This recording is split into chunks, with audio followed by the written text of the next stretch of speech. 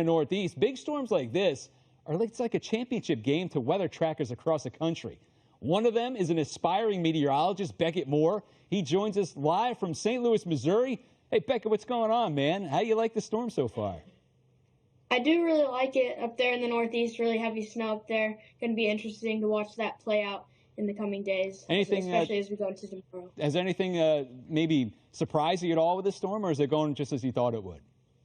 Going about how I thought it would, but in St. Louis, where we kind of were clipped by that heavy band of snow last night, I wasn't really predicting that.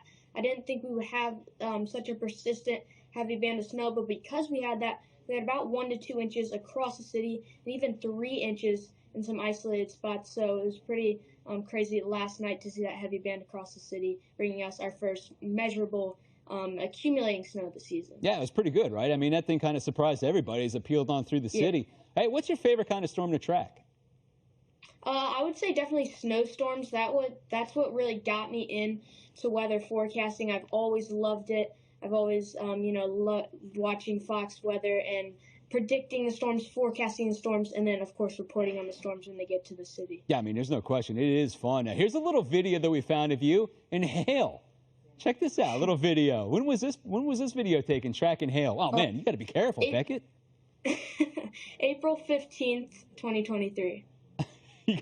What are you wearing right there? You got a baseball helmet right here? Yeah. That's smart. All right, so as we advance forward through this nor'easter, it hasn't formed yet, right? Who do you think is going to get the most amount of snow out of this thing?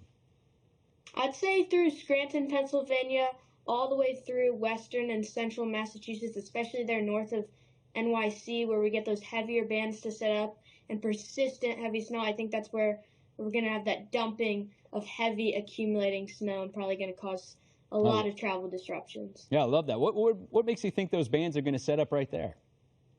Just looking at the model data and the latest model runs, the radar, how it's already showing up there across the Northeast and all that. Awesome. You know what? I'm going to agree with you, Beckett. Great job right there.